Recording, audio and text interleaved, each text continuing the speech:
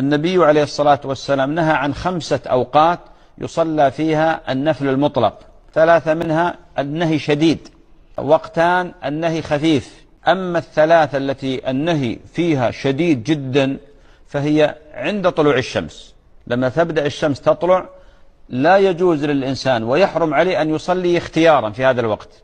ثانيا عند غروب الشمس، لما يبدأ قرص الشمس يغيب شيئا فشيئا، هنا يحرم على الإنسان أن يصلي. لماذا؟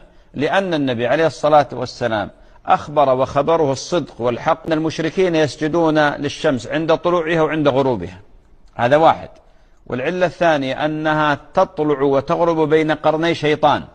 الوقت الثالث الشديد عندما تكون الشمس في كبد السماء، يعني قبل أذان الظهر بدقيقتين 3 4. هذا الوقت شديد، لأن النبي عليه الصلاة والسلام أخبر بأن هذا الوقت تسجل